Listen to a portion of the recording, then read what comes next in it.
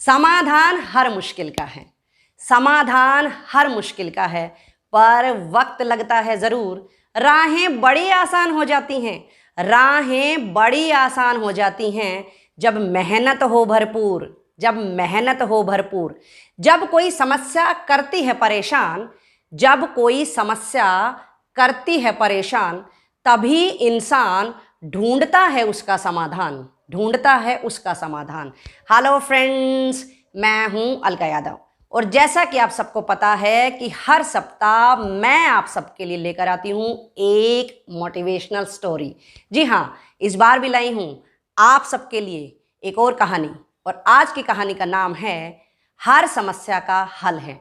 एक बार की बात है, एक बार एक गांव में एक व्यक्ति रहता था।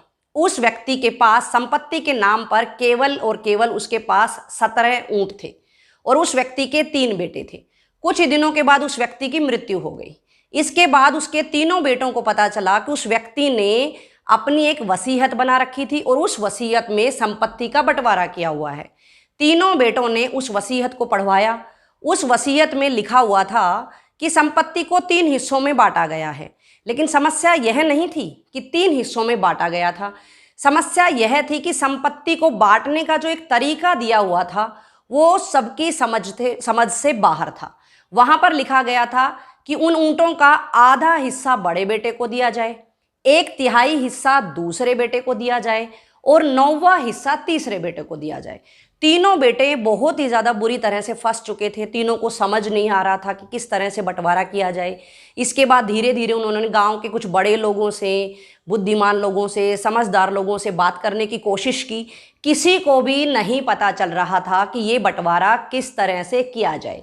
इसके बाद कुछ दिनों के बाद एक व्यक्ति ने कहा कि पड़ोस के ही गाँव में एक बहुत ही बुद्धिमान व्यक्ति रहता है, क्यों ना तुम वहाँ जाओ और उनको अपनी समस्या बताओ।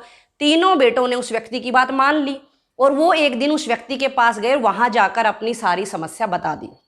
उस व्यक्ति ने इनकी बात को सुना और समस्या का हल भी मन ही मन में बना लिया। इसके बाद उस व्यक्ति ने कहा कि तुम 2 या 3 दिन के बाद मेरे पास आना, तुम्हारी समस्या का समाधान मैं कर दूंगा। लेकिन साथ ही उन्होंने एक शर्त भी रखी कि जब भी तुम समाधान करवाने आओ, याद रहे अपने सारे के सारे यानी कि 17 ऊँटों को अपने साथ लेकर आना है। इसके बाद 2 या 3 दिन के बाद वो तीनों लड़के उस व्यक्ति के पास गए, 17 ऊँट लेकर गए। जैसे उस व्यक्ति के पास पहुंचे, उस व्यक्ति ने क्या किया कि जहां पर 17 ऊँट खड़े हुए थे वहां पर अपना एक ऊँट जाकर मिला दिया।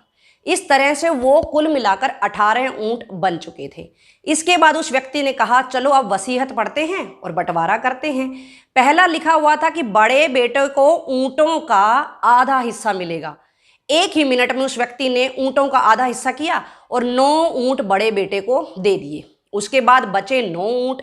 उसके बाद लिखा हुआ था कि दूसरे बेटे को ऊँटों का तीसरा हिस्सा मिलेगा, यानी कि 18 ऊँटों का तीसरा हिस्सा हुआ 6 ऊँट। इस तरह से उसने 6 ऊँट दूसरे बेटे को दे दिए। अब बचे वहां पर 3 ऊँट। इसके बाद लिखा हुआ था कि तीसरे बेटे को ऊँटों का 9वां हिस्सा मिलेगा। 9वां हिस्सा यहाँ यानी कि 18 ऊँटों का 9वां हिस्सा बना 2 ऊँट। 3 ऊँटों में से उसने 2 ऊँट छोटे बेटे को दे दिए। वहां पर बच गया 1 ऊँट जो उस बुद्धिमान व्यक्ति का ही था। उसने अपना ऊँट वापस ले लिया और इस तरह से समस्या का समाधान हो गया। देखा बच्चों और दोस्तों, इस कहानी से हमें सिर्फ और सिर्फ यही शिक्षा मिलती है कि समस्या चाहे छोटी हो या बड़ी हो, पहली बात तो हमें कभी भी घबराना नहीं चाहिए, उत्तेजित नहीं होना चाहिए और उसके बाद हमें उसका हल ज़रूर ढूंढना चाहिए। हर समस्या का समाधान है, किसी न किसी रूप में ज़रूर मिलेगा, आप उसको खोजते रहें। और यहाँ पर मैं विद्यार्थियों के लिए भी एक बात ऐड करना चाहूँगी कि कई बच्चों को, किसी को गणित से, किसी को विज्ञान से, किसी को अंग्रेजी से डर लगता है, लेकिन बच्चों को अपने मन में ठानना है कि हमें किसी भी चीज़ से डरने की कतई आवश्यकता नहीं है। अगर आपको गणित का, विज्ञान का, अंग्रेजी का कोई भी प्रश्न आपसे हल नहीं हो रहा है, एक तरीका अपनाइए, वो भी नहीं होता है तो दूसरा, वो नहीं है तो तीसरा, और इतना होने के बाद भी नहीं होता है तो अपना दिमाग इस्तेमाल कीजिए। तरीके भी तो इंसानों ने ही खोजे हैं, आप अपना तरीका खोज लीजिए। मेरा कहने का मतलब ये है कि आपको घबराना नहीं है, समस्या का हल ज़रूर मिलेगा, उसको ढूंढते रहना है, हल करके ही छोड़ना है। अंत में केवल कुछ ही लाइनों के साथ अपनी कहानी को विराम देना चाहूँगी कि समाधान हर मुश्किल का है, समाधान हर मुश्किल का है। बस खुद पर यकीन होना चाहिए, बस खुद पर यकीन होना चाहिए। तन मन और धन से, तन मन और धन से बस प्रयास बेहतरीन होना चाहिए, प्रयास बेहतरीन होना चाहिए। आप सब लोग खुश रहें, सुरक्षित रहें, मेरे साथ यूं ही बने रहें। हर सप्ताह की तरह अगले सप्ताह फिर से मिलूंगी। तब तक के लिए नमस्कार।